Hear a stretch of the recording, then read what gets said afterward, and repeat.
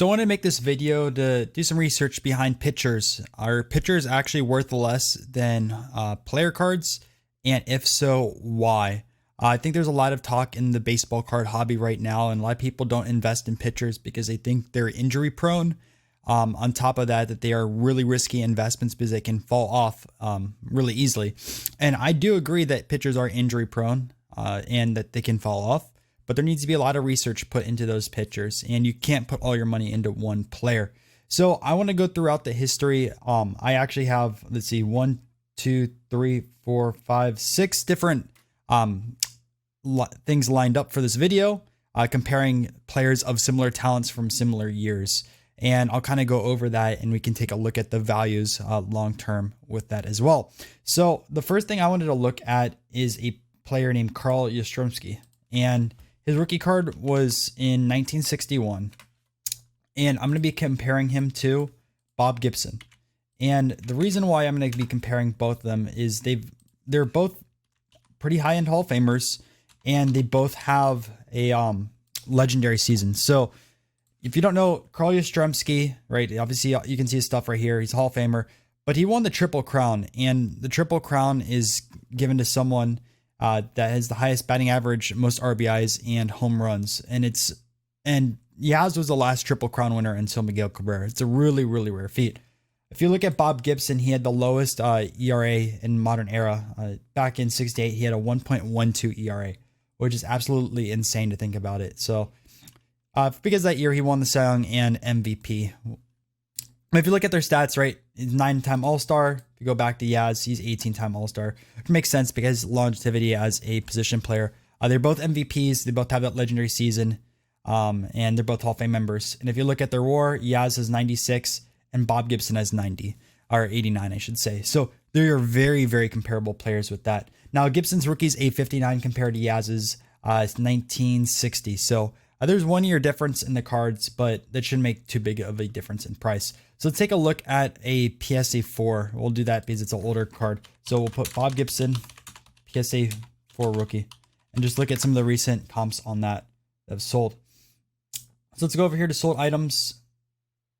And you can see on January 22nd, a PSA 4 sold for $700.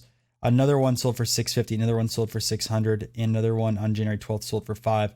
So they're trending upwards. I should look at 130 point to see exactly what they go for. This one, PSA 4, sold for $815, another $550, one at $430 there. So they're ranging between $500 and probably $600 to $700 with that. Now let's look at Karl Yestremski's PSA 4. I'm just going to copy that because I tend to misspell his name. And we'll put that in there. And if you look at Yestremski, his cards are $200. He's very, very comparable. Some of these are $150. There's only a 1 year difference in the cards. Either this card's very undervalued or Bob Gibson cards are much more expensive with that. And I do know Bob Gibson did pass away last year, so that does affect the pricing of that. But still, that's like pretty much 1/3 the price of a Gibson.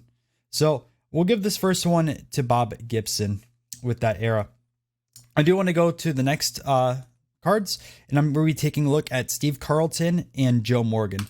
Now, Joe Morgan is considered the best second baseman, and Carlton isn't the best pitcher, but he is one of the best left-hand pitchers of all time. So I think that's a fair comparison, especially since they have the same rookie year. So let's take a look at over here, Steve Carlton. And then over here, we'll take a look at Joe Morgan. Okay, so looking at their stats, Joe Morgan has 100 WAR. Steve Carlton has 90 WAR. So Morgan has a little bit about the WAR. Morgan is a 2-time MVP and a 10-time All-Star. If you look at Steve Carlton, he's a 4-time Cy Young Award winner and a 10-time All-Star. So they're very, very comparable players along the lines of that. Morgan passed away last year and Carlton did not. So they can change the pricing. So let's look at Joe Morgan first as a PSA 4 rookie. And a PSA 4 of a Joe Morgan is $100. Now let's look at Steve Carlton. Steve Carlton is also about $100, a little bit more. You can see this one sold for $175, one sold for $130, $120. So Carlton has a little bit of the edge on that, even though Morgan passed away and has more WAR and 2 MVPs. I kind of count MVPs and Cy Youngs the same between batters and pitchers, because a lot of voters will not vote as a pitcher for MVP unless they just have a complete standout year. Now, this did change in the past because the Cy Young Award wasn't always available. Don't remember the exact first year of the Cy Young Award. Let's actually look it up right now. First year of Cy Young Award. So 1967 was the first year of the Cy Young Award. So if we go 65 and 66, not really impacted with that. But taking a look at it, Carlton is more expensive than Joe Morgan. So that's 2 so far for pitchers that are vintage cards. Now I'm going to go really, really back vintage wise and take a look at Jimmy Fox compared to Lefty Grove. So put Jimmy Fox here. Put Lefty Grove. All right. So Lefty Grove, I'd say, is easily a top 10 pitcher of all time. If you look at his stats, he's 106 WAR, career ERA 3, right? He won MVP award. He won 2 pitching triple crowns, 9 ERA titles. Really, really good. Now, if you look at Jimmy Fox, he's not showing up here. Oh, it's Jimmy like that. I'm an idiot. It's like, why is it not showing up? All right. So Jimmy Fox also has really high WAR. He's at 94 WAR. He's a 3-time MVP award winner. He won the Triple Crown, did everything. And while I'm comparing their 33 Gaudi's a really popular set in the 1930s, and they both debuted in 1925. You can see Lefty Grove started here at the age of 25, and Jimmy Fox started at age 17. So they both have a 1933 Gaudi. So I'll put 1933 Gaudi, 1933 Gaudi, Lefty Grove, and we'll just do a PSA 2 just to see what sold. So a PSA 2 from PWCC sold for $340, and then another one in December sold for $370 or $380 with best offer. So that's for a 2. Let's take a look at a 3.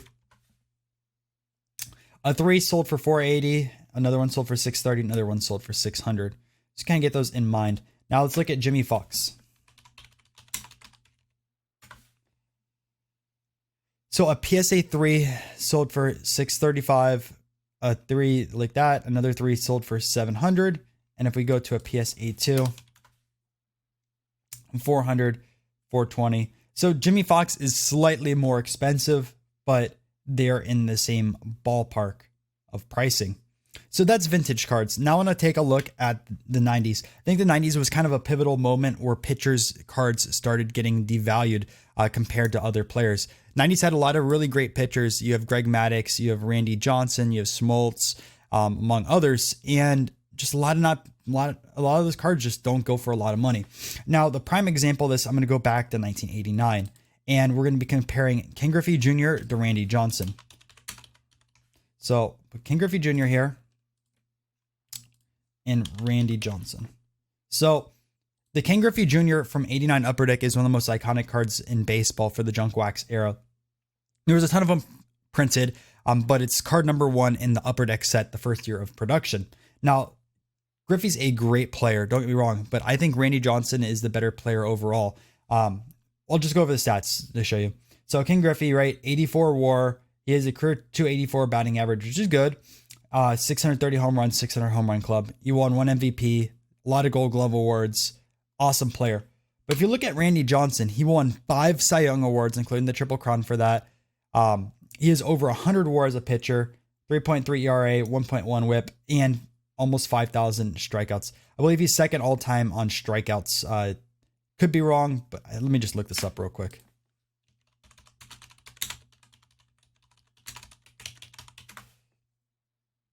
Yeah, so he's number 2. I knew him and Clemens were really close, and Carlton was at 4. But Randy Johnson's number 2. So Randy Johnson is top 5, top 10 pitcher of all time. Obviously number 2 with strikeouts. So he's a better player than Griffey overall, impact-wise in the game, pitch for pitchers and players. Griffey is definitely probably one of your top 10 outfielders, but I think Randy Johnson makes a bigger impact. So let's take a look at some of their cards. So if you go to the 1989 Upper Deck, Randy Johnson, rookie. I should put PSA 9. you can get this card under $20, $16.50, $23. But if you put the Griffey,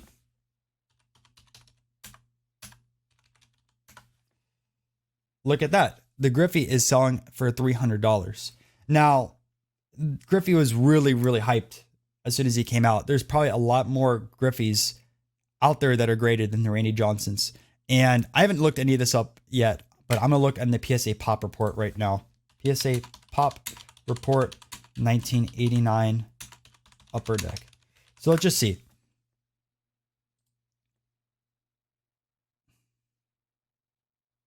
So Pivotal Junk Wax, 146,000 cards graded.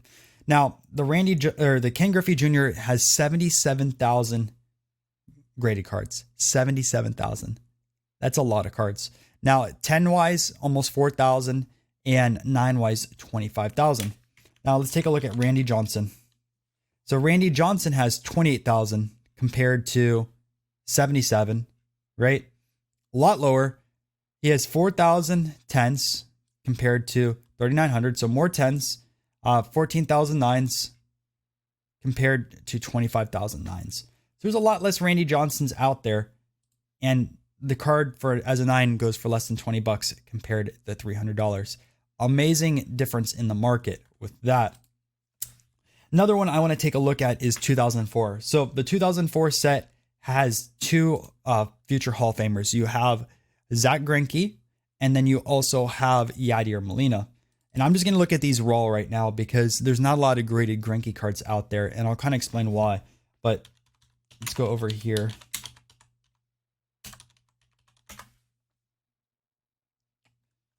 Actually, we'll put both their stats up here.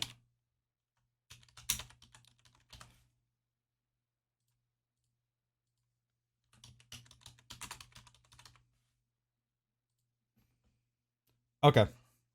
So we're going to be comparing Zack Greinke to Yadier Molina. So looking at their stats, Yadier Molina is a very, very good defensive catcher. He's going to be a Cardinals legend. Played his entire career there.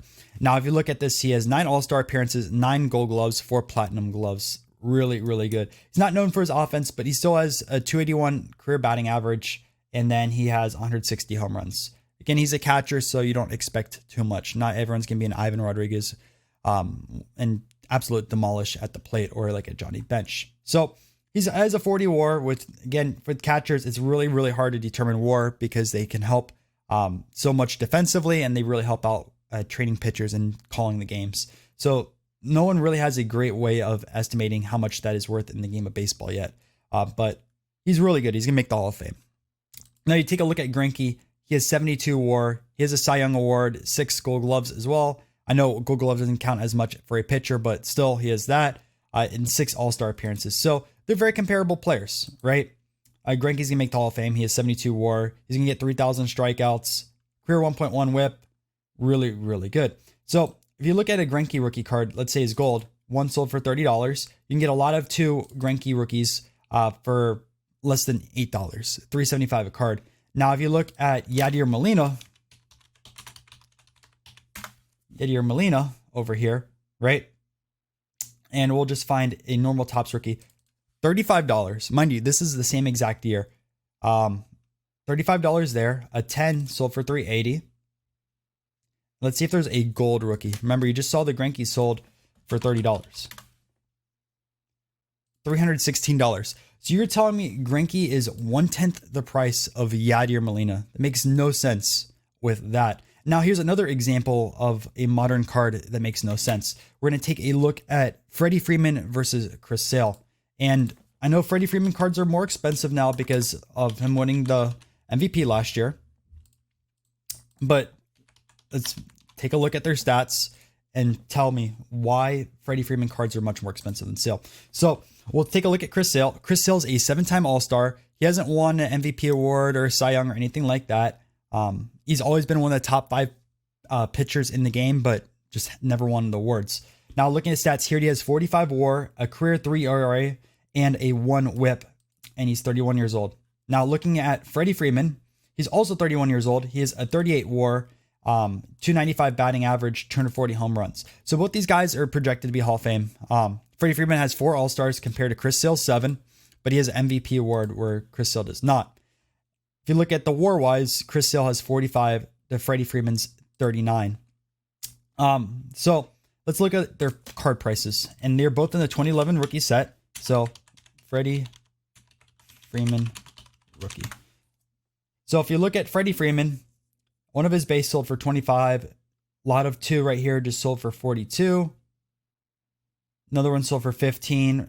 So it's about a $20 card, give or take. Now, if you look at Chris Sale, we'll go to the base rookie card, 99 cents. About 1/20th of it, $2 right here. This was a vintage stock. I actually got up it on that card right there, but $2. So going back to what I'm saying with pitchers, I think there's a huge discrepancy in the market right now for modern era pitcher cards. I think a lot of people aren't talking about the best pitchers in the game and how much their cards are going for compared to hitters. Now, I know Kershaw's cards are expensive. If you look at his PSA 10 of a Kershaw, let's go to 2008, and kind of compare it to a Trout type player, because Kershaw is like the Trout pitchers.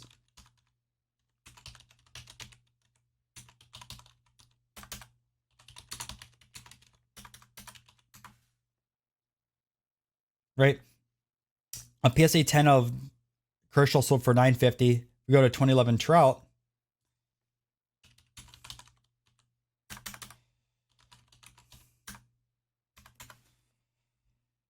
They're selling for $3,500 there. Raw $1,500, $3,500.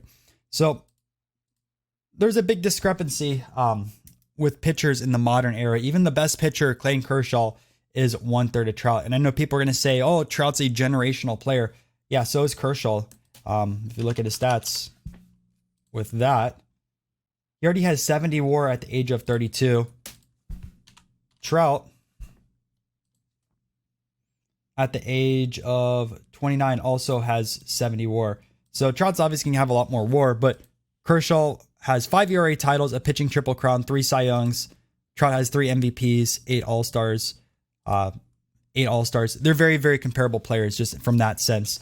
I know long-term Trout's going to be more, but Kershaw shouldn't be 1/3 the price of a Trout rookie card. It should be a lot closer. They're both generational type players, the best at their own positions. So I think modern era pitching and pitcher cards in general are very undervalued compared to vintage. With the vintage market, things line up pretty close. I know there's a lot more examples I could go through, but look at Yaz to Bob Gibson. Bob Gibson's a lot more than Yaz. I just think Yaz is a little underrated card-wise. He's not talked as much.